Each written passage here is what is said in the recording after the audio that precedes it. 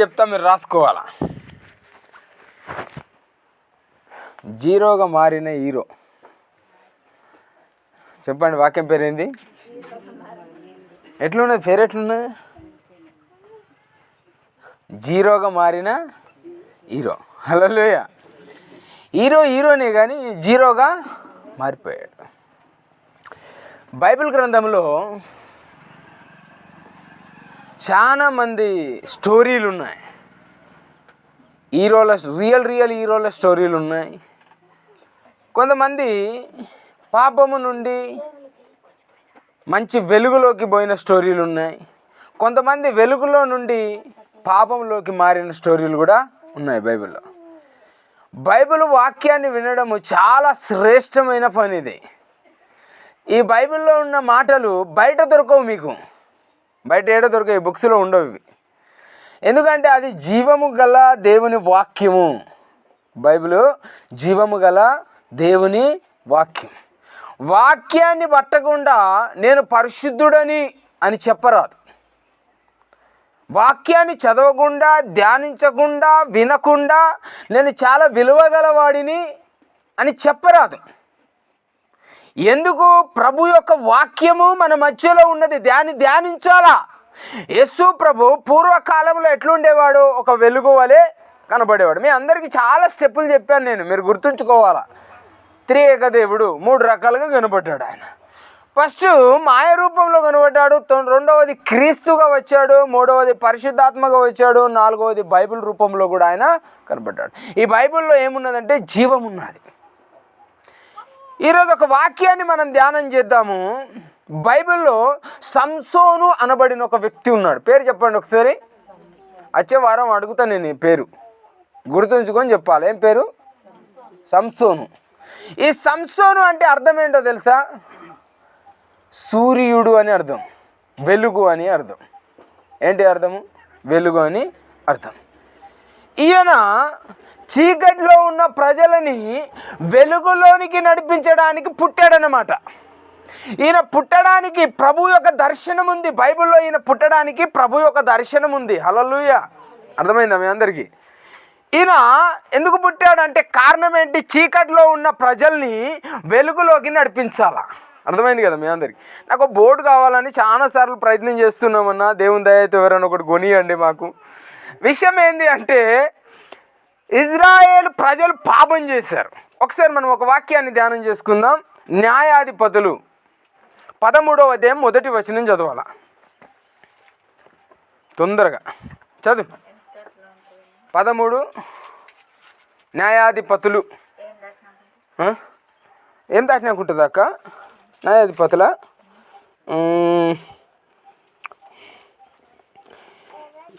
యెహోషువ దాటిన తర్వాత ఉంటుంది. ద్వితీయోపదేశ కాండం దాటిన తర్వాత యెహోషువ దాటిన తర్వాత న్యాయాధిపతులు. ఏమనుంది అక్కడ? దొరికిందా? 13వ అధ్యాయం అక్క, 1వ వచనం చదువు. న్యాయాధిపతులు. ఇజ్రాయేలు మరలా యెహోవా దృష్టికి దోషులు కాగా యెహోవా 40 సంవత్సరములు వారిని ఫిలిష్తీయులకు అప్పగించెను. హల్లెలూయా. మీరందరూ చూడాలా. ఈరెవరు? ఇజ్రాయేల్ అని ఒక జాతి ఉంది. ఇజ్రాయేల్ అంటే మనమందరం దేవుని బిడ్డలే. ఇజ్రాయేలీలు పాపం చేసినప్పుడు, యెహోవా దృష్టికి పాపం చేసినప్పుడు యెహోవా ఏం చేశాడు? 40 సంవత్సరాలు వాళ్ళని ఫిలిష్తీయులకు అప్పగించాడు. ఫిలిష్తీయులు అంటే ఫిలిష్తీయులు అని ఒక దేశం ఉంది. ఫిలిష్తీయుల్లో 5 పట్టణాలు ఉన్నాయి. ఎన్ని పట్టణాలు ఉన్నాయి? 5 పట్టణాలకు 5గురు రాజులు ఉన్నారు. అప్పటి కాలంలో ఆ రాజులను ఏమనేవారు తెలుసా? సర్దార్లు అంటారు. హల్లెలూయా. ఏమని పిలుస్తారు? సర్దార్.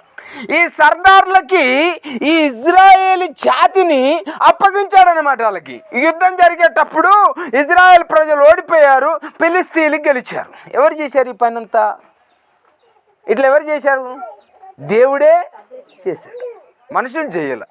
ఎందుకు ఫిలిష్తీయులు గెలిచారు, ఇజ్రాయేల్ ఓడిపోయారంటే ఇజ్రాయేలీలు పాపం చేసి పుట్టారు దేవుని దృష్టికి, మనుషుల దృష్టికి కాదు, దేవుని దృష్టికి పాపం చేసినప్పుడు ఇజ్రాయేల్ ప్రజలు ఓడిపోయి ఫిలిస్తీన్లు గెలిచారు.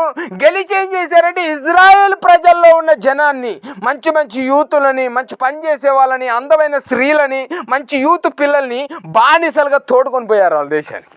ఇప్పుడు అర్థమైందా మీ అందరికీ? వీళ్ళని ఓడించి ఇలా పిల్లల్ని పట్టుకొని పోయారన్నమాట బానిసలుగా. హల్లెలూయా. అప్పుడు 40 సంవత్సరాలు ప్రార్థన చేస్తున్నారు, ఏందయ్యా మేము ఇక్కడ ఉన్నాం బానిసలుగా, ఎన్ని రోజులు బానిస బ్రతకాలా అని ప్రార్థన చేస్తే అప్పుడు సంసోను యొక్క జన్మ ప్రారంభం అవుతుంది. హల్లెలూయా. ఇప్పుడు అర్థమైందా? సంసోను చీకట్లో ఉన్న ప్రజల్ని విడిపించడానికి పుట్టిన వ్యక్తి, హీరో. హల్లెలూయా. ఈయన పుట్టడానికి గల కారణం ఏంటి అంటే దేవుడు తండ్రి, ఈయన తండ్రి పేరు మనోహ. ఎవరి తండ్రి పేరు? సంసోను యొక్క తండ్రి పేరు. ఏం పేరు? మనోహ. ఈ మనోహ భార్యకు దేవదూత ప్రత్యక్షమై, అమ్మా నీవు గొడ్రాలై ఉన్నావు, నీవు బాధపడకు, నీ కడుపులో ఒక బిడ్డ పుడతాడు, ఆయనే మిమ్మల్ని పాపములో నుండి విడిపిస్తాడని ఆయన దేవదూత వాగ్దానం చేస్తుంది. హల్లెలూయా. అప్పుడు సంసోను పుట్టడానికి కారణమవుతాడు. హల్లెలూయా. ఈరోజు ప్రభు సంసోను యొక్క జీవితాన్ని మనము ప్రయత్నం చేస్తే, సంసోను యొక్క జన్మ, ముందు మీకు జన్మ గురించి చెప్పాలి, అప్పుడు అర్థమవుతుంది. సంసోను యొక్క జన్మ వెనకాల దేవుని యొక్క ఉద్దేశం ఉన్నది. అర్థమైందా మీ అందరికీ? ఒక జామ చెట్టు పెట్టామనుకో, ఎందుకు పెడతాం?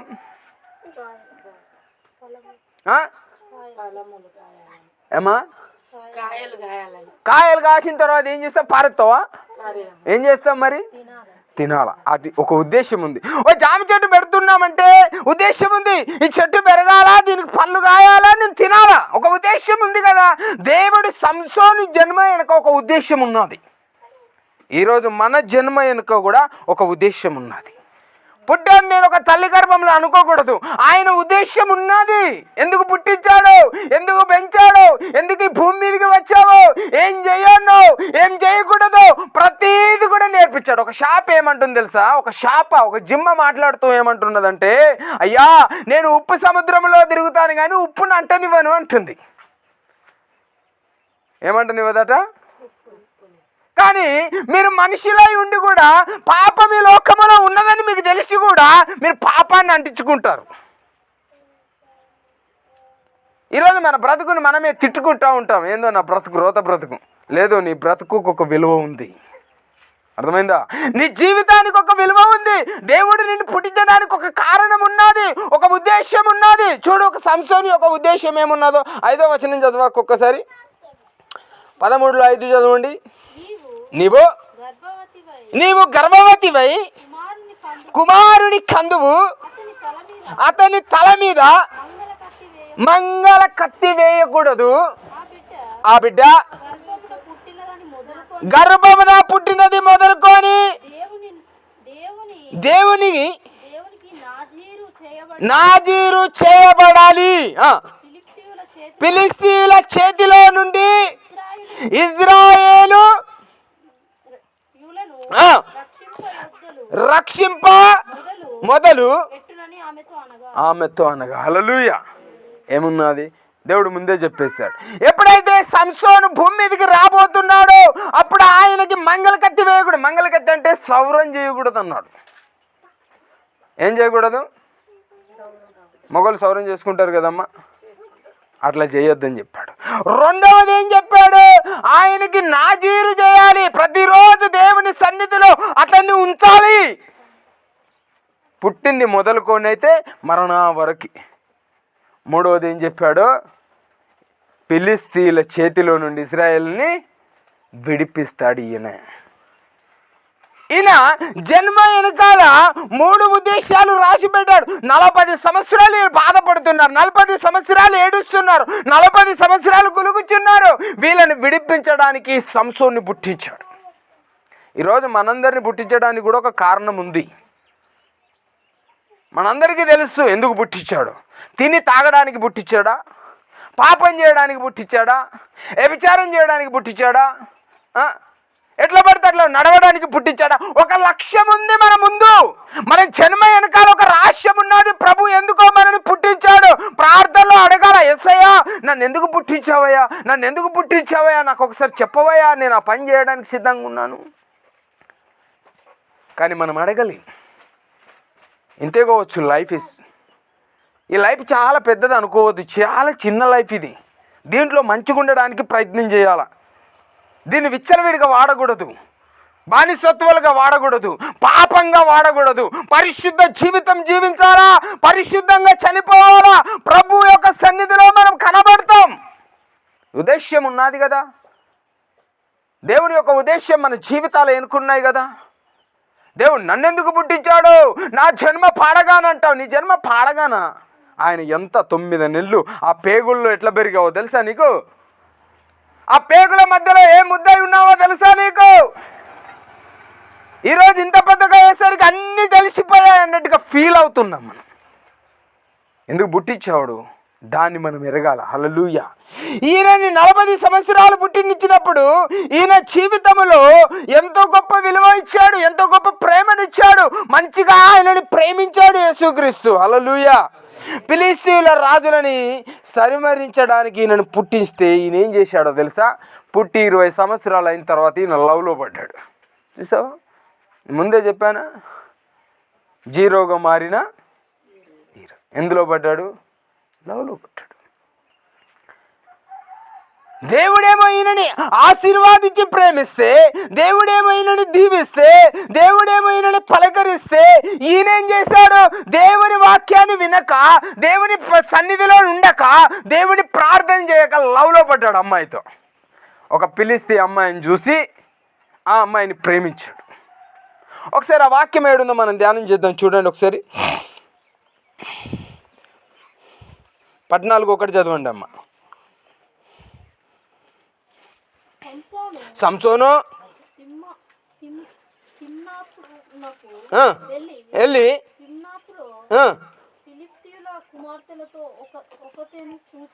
ఫిలిష్తీయుల కుమార్తెలలో ఒకదానిని చూసి మొదటి చూపులోనే లవ్లో పడ్డాడు.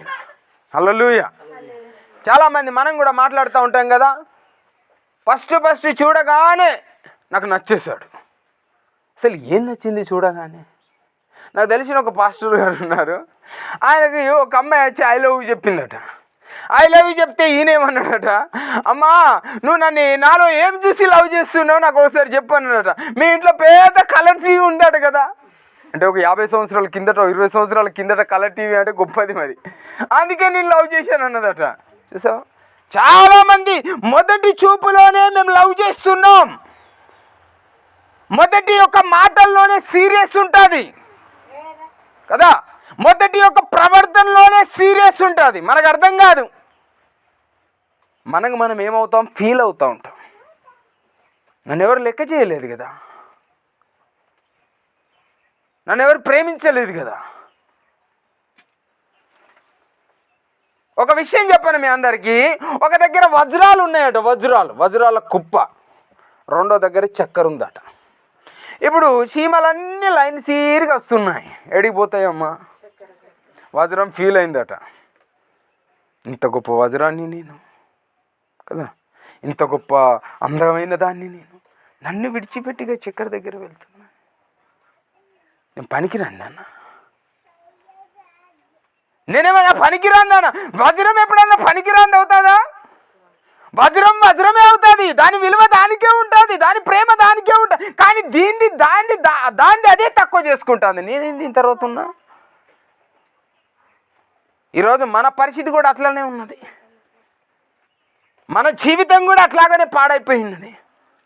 ఈయన దేవుడేమో గొప్ప లక్ష్యం కొరకు పుట్టించాడు, దేవుని పని చేయడానికి పుట్టించాడు, దేవుని ఆనందపరచడానికి నాజీరు చేయబడాలా ప్రతిదినం పుట్టింది మొదలుకొని. ఈయనేమో పోయి అమ్మాయిల సందుల్లో పడి వాళ్ళ నీళ్ళని వెతుకుతా ఉన్నాడు, ఏ అమ్మాయి నచ్చుతుందో. తన విలువ కలిగిన జీవితాన్ని విడిచిపెట్టాడు, తన విలువ కలిగిన ప్రేమని విడిచిపెట్టాడు. ఈరోజు మన జీవితాన్ని మనమే నాశనం చేసుకుంటున్నాం. దీనికి కారకులు ఎవరో కాదు. ఎవరో నాశనం చేస్తే నాశనమైంది నా జీవితం అనకూడదు. హల్లెలూయా. ఈయన మొదటి చూపులోనే లవ్లో పడ్డాడట అమ్మాయితో. ఇంకొక మాట చెప్పాలా, డైరెక్ట్ తల్లిదండ్రుల దగ్గరికి వచ్చేసాడట అమ్మాయి. ఎవరు? శాంసోన్. మతుంచుకోవాలి పేరు. ఎవరైనా వచ్చి, డాడీ నాకు పలానా అమ్మాయి నచ్చేసింది, నాకు పెళ్లి చేయండి. ఫిలిస్తీన్ల దేశములో ఉన్న అమ్మాయి నాకు చాలా బాగా నచ్చింది, నాకు పెళ్లి చేయండి, నేను పెళ్లి చేసుకోవాలా, ఆమంటే నాకు చాలా ఇష్టం, లేకుంటే నేను మందు తాగి చచ్చిపోతా, నేను విషయం తాగి చచ్చిపోతా. చచ్చిపోవడానికి ఆ దేవుడు నిన్ను భూమి మీదకి పంపింది. నిన్ను నీవు ఆత్మహత్య చేసుకుంటే నీ జీవితానికి ఏమీ అర్థంలా. నువ్వు ఒక డూప్లికేట్ పెన్ను లెక్క, ఈ పేపర్ లెక్క, ఇందులో దేవుడు లేడు. ఫోటో సిరపంతే.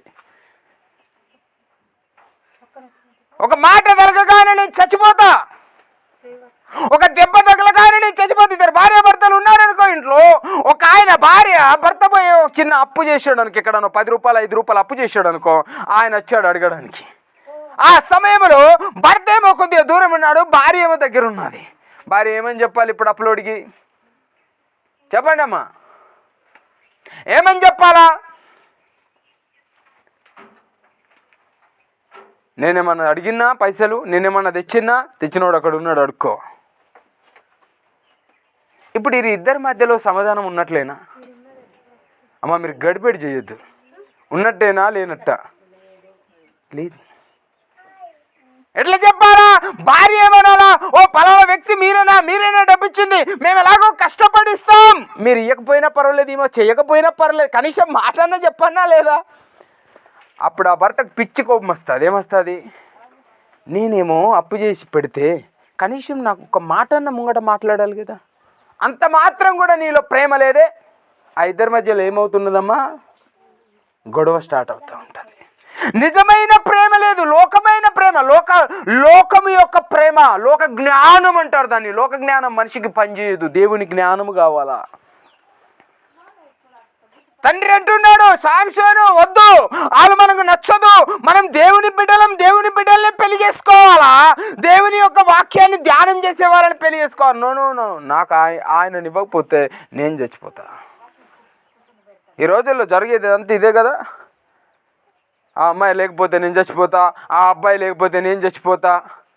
ఇవి కొద్ది రోజుల ప్రేమలు మాత్రమే. హల్లెలూయా. అందుకు దేవుని బిడ్డలే వివాహం చేసుకోవాలా, మంచి ప్రేమ కలిగి జీవించాలా, మంచి దేవుని ఆరాధించాలా, ప్రార్థన చేయాలా, దేవుని సన్నిధిలో ఉండాలా, సమాధానము కలిగి ఉండాలా. సాంసోను దేవుడు గొప్పగా పుట్టిస్తే ఈయన వీధుల్లో తిరుగుతున్నాడు. ఎక్కడ? ఇంకొకడ చెప్పనా ఇంకేడ తిరుగుతున్నాడు? ఒకసారి ఒక వాక్యం చదవండి అమ్మా.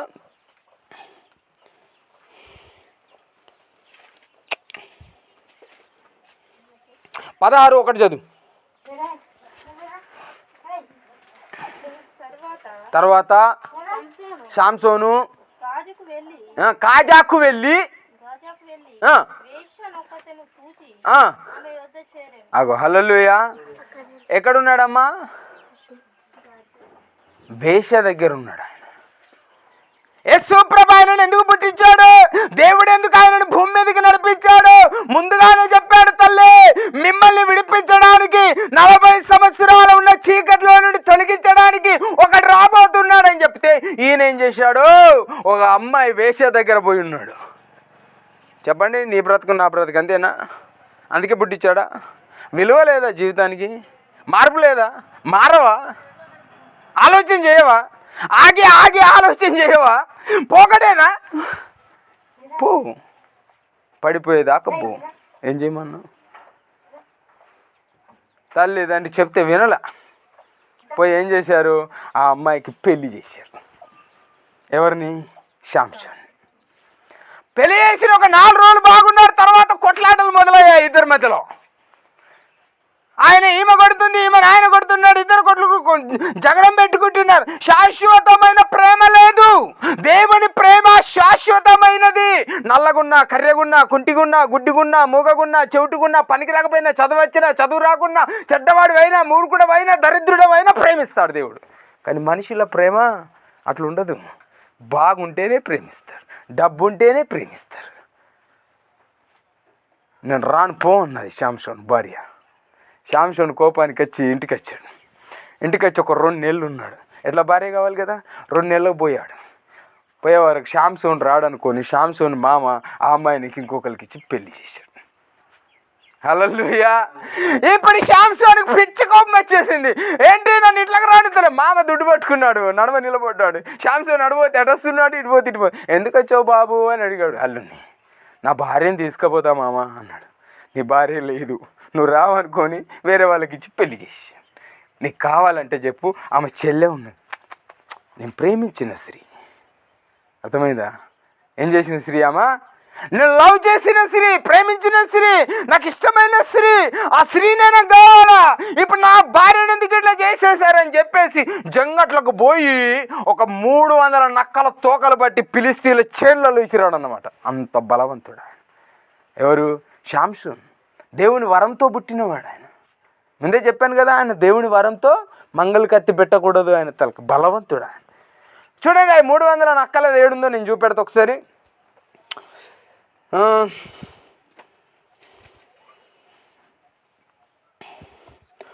15:4 చదవక్క. 15వ అధ్యాయం 4వ వచనం. 300 నక్కల పట్టుకొని త్రోకలు దింపి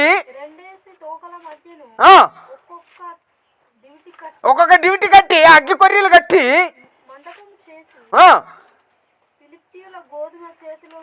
ఫిలిష్తీయుల గోధుమ చేనులో నుండి వానికి పోనిచ్చి ఒలివ తోటలు, ద్రాక్ష తోటలు, వడ్ల తోటలు తగలబెట్టించాడు. హల్లెలూయా. ఎంత పిచ్చి కోపం వచ్చేసింది. ఫిలిష్తీయులు అందరు జమ అయ్యారు. ఏంది, ఎక్కడి నుంచి జరిగింది కథ అంతా, ఎవరు చేశారు ఈ కథ అంతా, ఎందుకు చేశారు ఈ కథ అంతా అని గర్జించి అడిగినప్పుడు ఒక ఆయన చెట్టున్నాడు, లే శాంసోన్ చేశాడు ఇదంతా. శాంసోన్ ఎందుకు చేశాడు? అప్పుడు మామ దగ్గర పోయాడు. ఎందుకు చేశాడు ఇట్లా? లే నా బిడ్డని నేను వేరే వాడికి ఇచ్చి పెళ్లి చేశాను, అందుకే శాంసోను ఈ కథ చేశాడని మామ చెప్తాడు. ఫిలిష్తీయులు అందరూ కలిసి ఆ మామని, ఆ బిడ్డని, ఇంకో బిడ్డని చంపేస్తారు. హల్లెలూయా. పూర్తిగా జీరో అయిపోయిందా? శాంసోన్కి పిచ్చి లేస్తుంది. ఏం చేయలేని పరిస్థితి, ఘోరమైన పరిస్థితి. ఎందుకు నా జీవితం ఇంత చిక్కుబడిపోతుంది? ఎందుకు నేను ఇంత కష్టపడుతున్నా? ఇంత బలవంతుడను, సింహసనసీనుడను. ఇంకొక మాట చెప్పాలంటే ఒక్క దౌడ చెక్కతో 1000 మందిని చంపాడు ఆయన. ఒక్క దౌడ, గుర్రం దౌడ బట్టి 1000 మందిని చంపేశాడు. సింహాన్ని చీల్చాడు అనమాట. అంత బలవంతుడు. కుప్పకూలిపోయాడు తెలుసా? కారణం ఏంటి? దేవుని యొక్క పరిచర్య లేదు, వాక్యం లేదు. నమ్ముకున్నాను దేవుణ్ణి, విశ్వసించాను దేవుణ్ణి, ప్రార్థించాను దేవుణ్ణి, మాట్లాడాను దేవుణ్ణి, ధ్యానం చేశాను, బైబిల్ చేతిలో పట్టుకున్నాను, నెత్తిమే పెట్టుకున్నాను, పని చేయదు. విశ్వాసం అనేది ఇక్కడి నుంచే ఉండాలి. ఎన్ని దిగినా, ఎన్ని రాలినా ధైర్యంగా ఉండాలి. హల్లెలూయా. ఇంతకుముందు పాట పాడుకున్నాం, బాధలు కలిగిన, నాకు దుఃఖం కలిగిన, నా తోడుగా నీ ఉంటావని నేను నెమ్మది కలిగి ఉన్నా. ఈయనకు తెలియదు ఎందుకు పుట్టించాడు. నీ వెనక నాయనకు ఒక ఉద్దేశం ఉంది అన్న. దేవుని యొక్క ప్రణాళిక ఉంది. దేవుని యొక్క ప్రణాళిక మన వెనక ఉంది. ఏదో చేయాల్సింది ఉంది, మనం చేయాల్సింది, మనం దాన్ని నెరవేర్చాలా. చిన్న విషయానికి నిన్ను నువ్వు చిన్నపరుచుకుంటున్నావు, నిన్ను నీవే కించపరుచుకుంటున్నావు, నిన్ను నీవే అవమానపరుచుకుంటున్నావు, నిన్ను నీవే నడవలేకపోతున్నావు, నిన్ను నీవే తిట్టించుకుంటున్నావు. నీ జీవితం అంతా వినికిపోతుంది. ఇప్పుడు శాంసోన్ జీవితం అదే జరిగింది. శాంసోను దేవుని సన్నిధిలో ప్రజల్ని విడిపించాలా, దేవుని వాక్యంలో నాజీరు చేయబడాల, పుట్టింది మొదలుకొని చచ్చేంత వరకు. ఏది బలవంతుడైన శాంసోను కుప్పకూలిపోయాడు. అందరు పోయారు, పిచ్చిలేసింది. అప్పుడు పోయాడు గజాకి. గజాకి అంటే ఎక్కడికమ్మా? వ్యభిచారం కొంపలోకి పోయాడు. చూడు ఎంత దుర్మార్గం.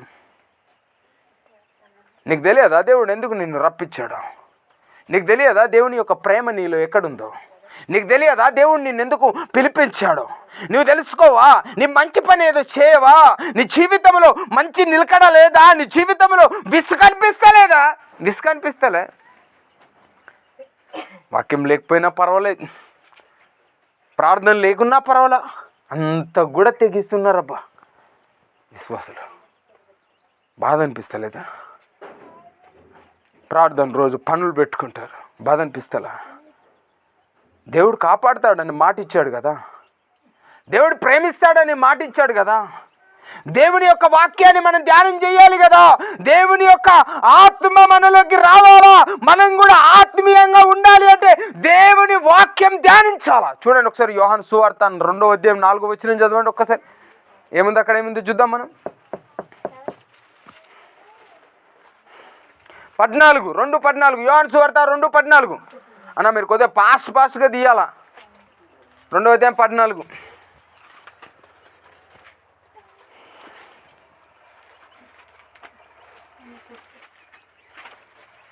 యోహాను సువార్త 2వ అధ్యాయం 14వ వచనం.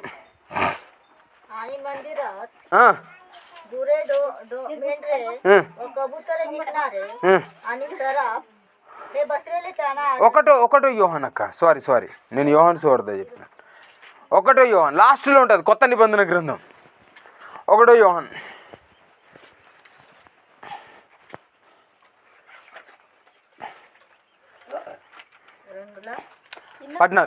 ఆగో ఒక్కసారి వినండి, ఇటు చూడండి. ఇక తీయకపోతే మానగాని. మీరు బైబిల్ని ఏం చేయాలంటే ఆది కాండం నుంచి అయితే ప్రకటన గ్రంథం దాకా, ఆది కాండం, నిర్మకాండం, లేవ్యకాండం, సంఖ్యాకాండం, ఇట్లా అన్నిట్లో విడివిడిగా అన్నతట్టు మీరు నేర్చుకోవాలి ముందుగా. అప్పుడు ఇవన్నీ కరెక్ట్ ఎక్కడ ఏది ఉన్నదని తెలుస్తుంది. అమ్మ చదువు. ఇగో చిన్న పిల్లలారా, మీరు ఇప్పుడు చిన్నపిల్లలు ఎవరు ఇక్కడ? అమ్మ మీరు ఆగండి, చదవకండి. చిన్నపిల్లలు ఎవరు? మనం అందరం చిన్నపిల్లలమా? సతీష్ అన్న మాట్లాడు. చిన్నపిల్లలమా పెద్దోళ్ళమా? పెద్దోళ్ళమే. చిన్నపిల్లలారా. నెక్స్ట్ మాట ఏమున్నదక్క?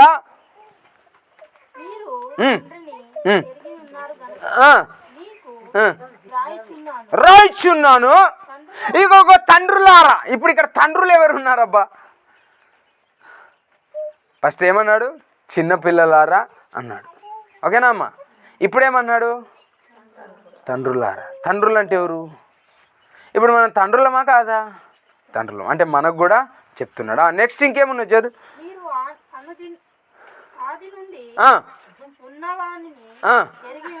వెరిగి ఉన్నారు కనుక మీకు రాయిచున్నానా. యవనస్తులారా. ఇప్పుడు ఎవరికి రాశాడు? ఇక్కడ యవనస్తులు ఎవరు ఉన్నారు? ఒకరన్నా ఉన్నారా లేదా? చెప్పండి అమ్మా, ఉన్నారా లేదా? నన్ను చూస్తారేనా? ఉన్నారంటే ఉన్నారనా, లేదంటే లేదనాలా, అంతే కదా. చిన్న పిల్లలు ఉన్నారు ఇక్కడ, అర్థమైందా? ప్లస్ పాయింట్ తండ్రులు ఉన్నారు, చెప్పాడా లేదా? తండ్రులకి ప్లస్ పాయింట్ ఇంకేం చెప్పాడు? యవనస్తులు ఉన్నారు. ఒక సిరి ఉంది మన దాంట్లో, తేజస్విని. ఇప్పుడు చదవక్క.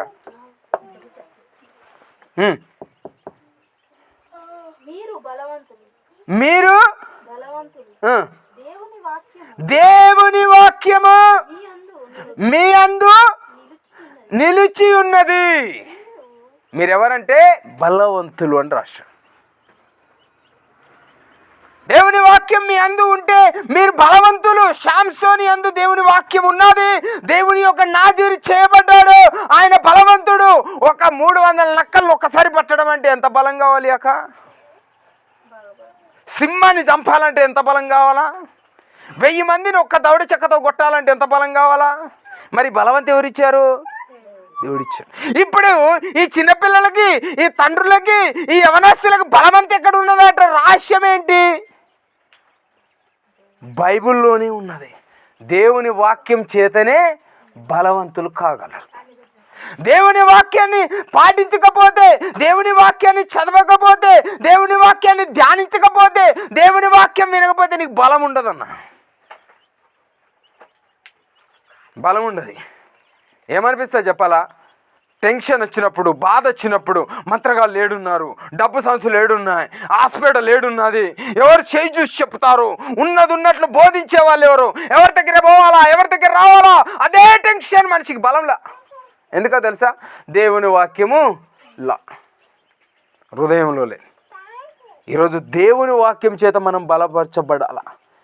ఈయననేమో దేవుడేమో చక్కగా ప్రేమించి, అయ్యా నీవు మంచిగా ఉండు, విడిపించు, నీకు బలం ఇస్తున్నానని అందరికన్నా ఎక్కువ బలం ఇచ్చాడు. ఎందుకో 5 రాజులని ఓడించాలి కాబట్టి. తెలుసా, సర్దార్లు అంటారు వీళ్ళని, ఫిలిస్తీయులని. 40 సంవత్సరాలు అవుతుంది పాపం వాళ్ళు పోయాడా. ఎన్ని సంవత్సరాలు ఉన్నా ఉంచుతాడు దేవుడు, మారేంతవరకు ఉంచుతాడు. చెవులు బట్టి పిండుకుంటేనే అల్లని ఉంచుతాడు. నువ్వు అనుకుంటున్నావు దేవుడు ప్రార్థన చేయగానే వచ్చి నన్ను లేపుకపోయి మంచి స్థలంలో తీస్తాడు, అదంతా ఉత్తగత. నువ్వు మారితే అది జరుగుతుంది. అది మారకపోతే నువ్వెన్ని చేసినా జరగదు. మళ్ళీ అందులోనే దొప్పుతాడు. అర్థమైందా? హల్లెలూయా. ఈయన బలము మొత్తము చాలా విలువైన బలాన్ని మొత్తం మర్చిపోయి ఎక్కడున్నాడో ఒకసారి 16:4 చదవక. శాంసోన్ జీవితం ఇది. ఎవరి జీవితం తెలుసా? శాంసోన్. మీ అందరు దీన్ని మరి వచ్చే వారంలో మస్తు చెప్పాలా శాంసోన్ కథ.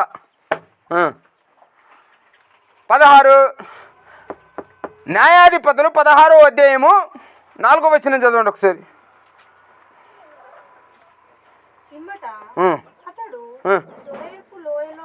ఎక్కడ లోయక్క?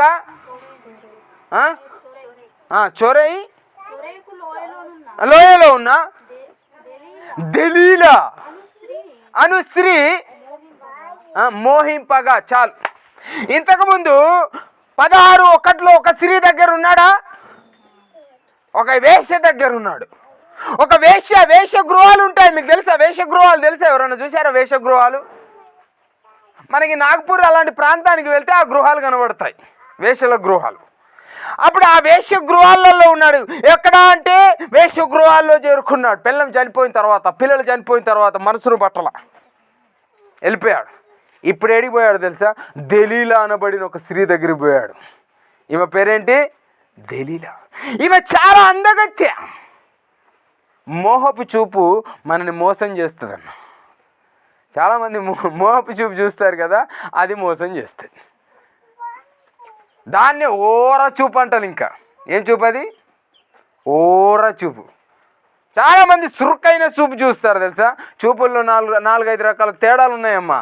నేను ఒకరోజు చూపుల గురించి చెప్తే ఎప్పుడన్నా మీకు అర్థమైందా? చూపుల గురించి చెప్తే ఒక 5 రకాల తేడాలు ఉన్నాయి బైబిల్లో చూపులు. ఆ చూపులు ఎట్లుంటాయంటే చాలా విలువగా ఉంటాయి. ఆ చూపు చూడగానే లట్కర పడిపోతాడు అన్నమాట మనిషి. అబ్బా గుండె తాలిపోయిపోతాం.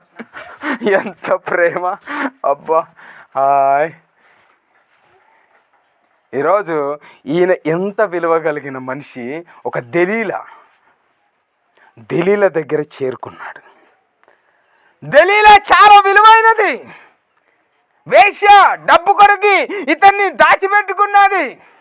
ఆమెతో వ్యభిచారం చేస్తున్నాడు, ఆమెతో ఉంటున్నాడు, ఆమెతో లాలించి పాలించి చేస్తున్నాడు. ఒకరోజు ఫిలిస్తీయుల రాజులకు తెలిసింది శాంసోన్ ఏడున్నాడని, దెలీలా దగ్గర ఉన్నాడని. 5 రాజులు బయలుదేరి దెలీలా ఇంటికి వచ్చారు. దెలీలా బయటికి రా. పాపం దెలీలా బయటికి వచ్చింది. ఏందండి, నీ దగ్గర శాంసోన్ ఉన్నాడు కదా? ఉన్నాడు. మాకు శాంసోన్ను పట్టిస్తే నీకు డబ్బులు ఇస్తాం. హల్లెలూయా. ఎవరిని పట్టియాలా? శాంసోన్ ఎందుకు పట్టేవాళ్ళ? నక్కలు వచ్చి మొత్తం పంటలంతా నాశనం చేసి పారేశాడు. కొంతమంది ఫిలిస్తీయులను చంపేశాడు అనమాట. అంత ఉగ్రమైన కోపం ఆయనకి. ఆయనను పట్టిస్తే మేము చంపుకుంటాం. అప్పుడు దెలీలా పోయి శాంసోన్ దగ్గర కూర్చొని శాంసోన్ తలకాయ తీసుకొని దెలీలా తొడ మీద పెట్టుకుంటుంది అనమాట. ఇప్పుడు చూడండి ఎంత ప్రేమ ఉంటుందో అమ్మా. నిజమా లేదా? ఒక అమ్మాయి మంచిగా తొడ మీద తలబెట్టి మాట్లాడితే ఆ ప్రియుడికి ఎంత ప్రేమ ఉంటుంది అక్క. ఊహించలేనంత ప్రేమ. శాంసోన్ జిగజారిపోయాడు. శాంసోన్ అడిగింది, శాంసోన్ నీ బలం ఎక్కడ ఉన్నదయ్యా అని అడిగింది. ఎక్కడుంది నీ బలము? ఏడున్నది, కొద్దిగా జాడ చెప్పు నాకు అన్నది. శాంసోన్ అన్నాడు, ఒక అబద్ధం ఆడాడు. ఏమన్నాడు తెలుసా? కొత్తగా తాళ్ళని వేసి ఆడితో నన్ను గడితే నా బలం పోతుంది అన్నాడు. పాపం దెలీలా నిజమే అనుకున్నది. పోయి కొత్తగా వేసిన తాళ్ళని పట్టుకొని వచ్చి మంచిగా కడుతుంది, పుట్టుకుమని చెప్పుకుంటాడు. అయ్యో ఇది ఉత్తదేనా? ఉత్తదే. అట్లా 3 అబద్ధాలు చెప్తాడు. కానీ దెలీలా ఏం చేస్తుంది చెప్పనా? మాటికి అడుగుతుంది. ఆయనకు చనిపోవాలి అనిపిస్తుంది శాంసోన్. చూడండి ఒకసారి ఆ వాక్యం ధ్యానం చూద్దాం. 16 చదవండి అక్క. అగో ఆమె అనుదినమును మాటల చేత అతనిని బాధించి తొందర పెట్టుచుండగా అతడు ప్రాణం విసికి చావగొరిగాడు. ఎప్పటికీ ఆయనకు అప్పటికన్నా తెలియన్నా లేదా? అన్న మీరు ఒకసారి నా వైపు చూడండి, ఈమె ఇంతగా నా ప్రాణం గురి అడుగుతున్నది అంటే నన్నేమో చేస్తుందని తెలియన్నా లేదా? ఈ ఢిల్లీలో 3 సార్లు అడిగింది, 3 సార్లు అబద్ధం చెప్పాడు, 4వ సారి అనేది అబ్బ తీసుకోవాలి కదా. లేదట, నేను చచ్చిపోతే బాగుండేమో అని ఆలోచన చేస్తున్నాడు. ఈయన బ్రతకడానికి ఆలోచన చేస్తేలా ఇంకా ఏం చేయాలా? నేనేమైనా ఇషం వేసుకొని చచ్చిపోతే బాగుండే. తప్ప తీసుకో అమ్మా, నీ పాపంలో నుండి చచ్చిపోకు. అర్థమైందా? చచ్చిపోతే నీ చావుకి అర్థం లేదు, గ్యారంటీ లేదు, విలువ లేదు. దాని లెక్కలో తీర్చుకోడు దేవుడు. భూమి మీద తిరగబెడతాడు, అటు ఇటు తిరగాల, గుట్టలు కొండలు అన్నీ తిరగాల. పరలోక రాజ్యం లేదు, నరకము లేదు, పిచ్చిలేసిపోతావు. ఢిల్లీలో వచ్చి అడుగుతుంది, నీ ప్రాణం ఏడుంది, నీ ప్రాణం ఏడుంది, నీ ప్రాణం ఏడుంది. పాపం 3 సార్లు చెప్పాడు, 4వ సారి నేను పోతా. మరి దేవుడు ఎప్పటికన్నా గుర్తు చేసుకోవాలి, ప్రార్థన చేసుకుంటా, దేవుడు మందిరానికి పోతా. అది లేదు, చచ్చిపోతే బాగుండేమో. ఈ ఢిల్లీలో నన్ను నిద్రపడనిస్తారా? ఢిల్లీలో నిడవబుద్ధి అవుతా. పాపము నీ కనులకి గురుడ్డితనం కలగజేస్తుంది. ఇప్పుడు ఆయన గురుడ్డోడైపోయాడు తెలుసా? వెలుగు లేదు ఆయనకి. ఆ మతస్థల చర్చిది మతలే, వాక్యాంది మతలే, ప్రార్థనది మతలే. ఒక అమ్మాయి ప్రేమలో ఉన్నాడు ఆయన. కలల జీవితం అది. పాపం ఏం చేస్తుంది? నీ జీవితాన్ని మార్చేస్తుంది. పాపము గురుడ్డితనం. ఒకసారి 2 కొరింథీ చదవండి అక్క, 4:4. 2 కొరింథీ 4:4 చదవండి. 2 కొరింథీ 4:4. అయిపోయిందన్న, అయిపోయింది. 4:4.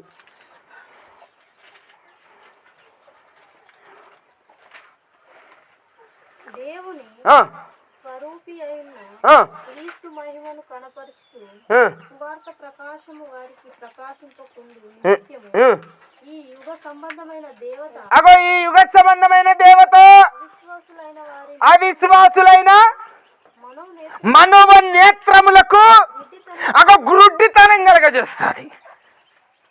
నువ్వు పోయేది మంచి మార్గము చెడ్డ మార్గము నీకు తెలియదయ్యా. నువ్వు పోయేది పాపములో పుణ్యములో నీకు తెలియదు. ఏదో మాట అన్నాడు కదా, ఏదో అన్నాడు కదా అని కూర్చుంటున్నావు, స్వార్థం కోసం కూర్చుంటున్నావు. నన్నేనా చూస్తా. సాతాను గాడు అనుకుంటున్నాడు, బడియ పైన కూర్చో, ఇంకేంది 2 గంటలు కూర్చో అంటాడు. 2 రోజులు అయిపోయింది. 2 రోజులు అయితే నేను 3వ రోజు నేను ఎందుకు పోతే ఇక నేను 3 అయింది వాటికి. సాతాను గాడు పక్కన కూర్చొని సూపర్. గుడ్డితనం అయిపోయింది నీ కన్నులకి. తెలుస్తలే నిజంగా నేను లేచి వెళ్ళాలా, నేను వెళ్ళాలా, బైబిల్ పట్టుకొని ప్రార్థన చేయాలా, చదువుకోవాలా, బైబిల్ ఓ పాట నేర్చుకోవాలా, ఖాళీగా కూర్చున్నా లేవనిపిస్తలే. నువ్వు అన్నావు కదా, నువ్వే కదా నన్ను అనాలా, నేనెంత నువ్వెంత, కూర్చో. సాతాను గాడు కూర్చో అంటాడు. ఏంది నీ కన్నులు పోయాయా నిజంగా? అక్కడక్కడ మనోనేత్రములను రాసి ఉన్నాయా, నేత్రములను రాసి ఉన్నాయా? మనోనేత్రములు అంటే నీ లోపల ఉన్న జ్ఞానానికి తలిపేసి పారేశాడు. ఇంకొక మాట చదవండి అక్క, యోహాను సువార్త 8:34 చదవండి ఒకసారి.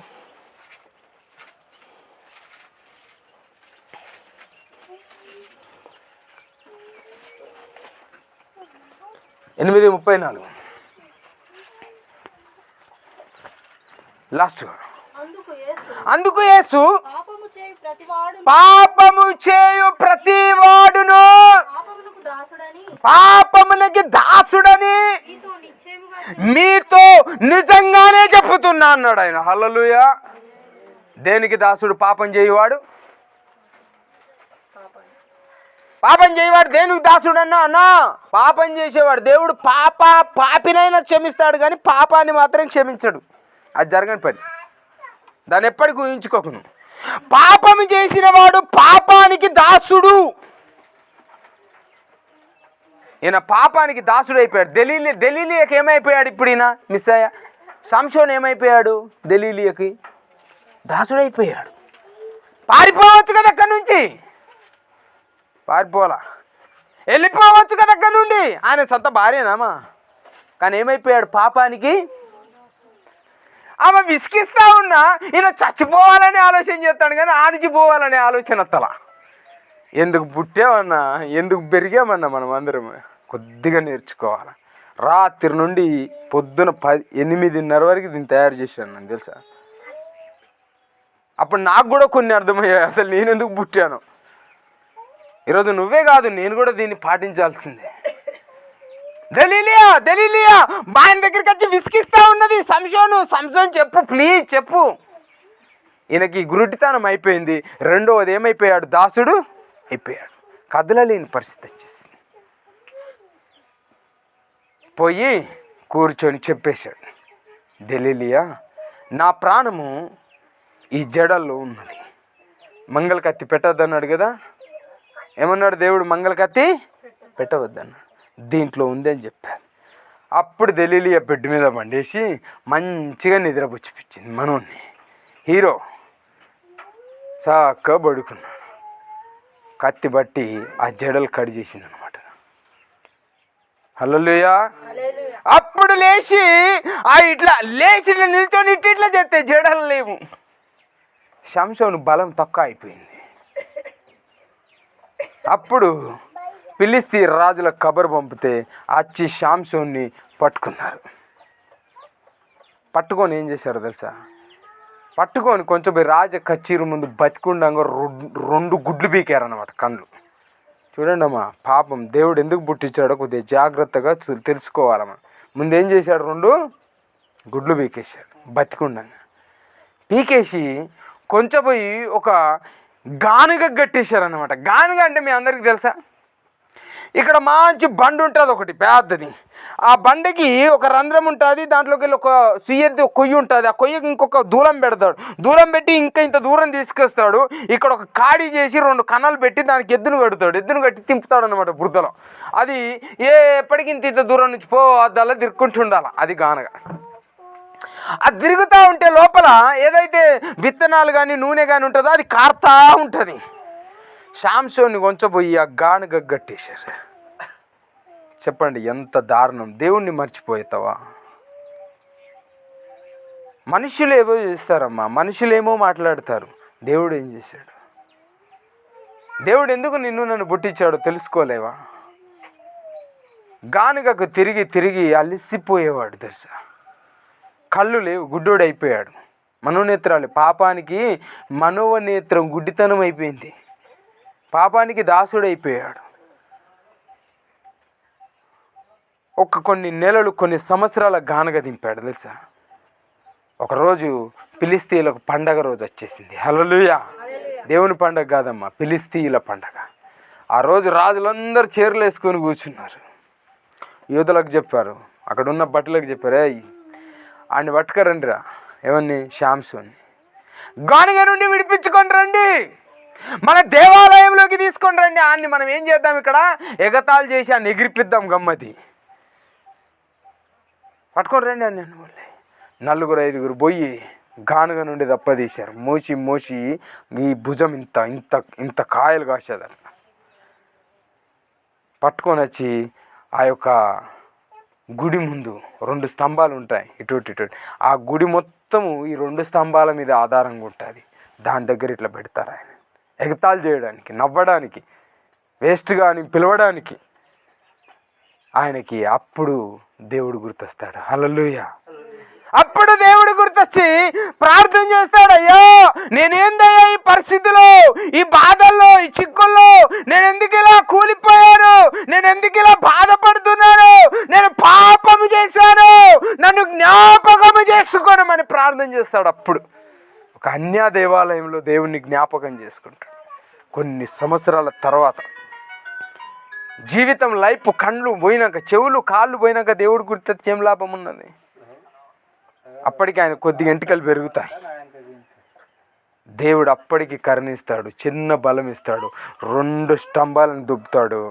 దాంట్లో 1000 మంది ఫిలిష్తీయులు, సంసోను కూడా చనిపోతాడు. హల్లెలూయా. ఈరోజు మనం ఎలా ఉన్నామో జ్ఞాపకం చేసుకోవాలా. సంసోను కథ ముగిసిపోయింది. పుట్టుక నుండి అయితే మరణం వరకు చెప్పాను నేను. ఆయన జీవితం ఎంత దారుణం, దాని వెనకాల ఎంత దేవుని ప్రేమ ఉన్నది. ఆ ప్రేమను విడిచిపెట్టాడు. చివరిగా దేవుని లాస్ట్లో జ్ఞాపకం చేసుకుంటే ఆ సమయంలో దేవుడు బలం ఇస్తాడు ఆయన. ఆ 2 స్తంభాలను గట్టిగా దోపితే ఆ దేవాలయం కింద ఉన్న వేల మంది చచ్చిపోతారు. దాంట్లో శాంసోను కూడా చచ్చిపోతాడు. ఈరోజు మనం ఎలా ఉన్నాం? ఒకసారి మోకాళ్ళ మీద కూర్చుందాం. దేవా, నన్ను ఒకసారి జ్ఞాపకం చేసుకో. నా జీవితాన్ని నువ్వు ఎందుకు ఇచ్చావు నాయన? నేను ఎందుకు ఈ భూమి మీదకి రావాల్సి వచ్చింది? నాలో నుండి నువ్వేం నెరవేర్చబోతున్నావు ఈ భూమి మీద? యేసయ్యా, శాంసోనులా కాకుండా నేను ఇప్పుడే తెలుసుకోవాలా.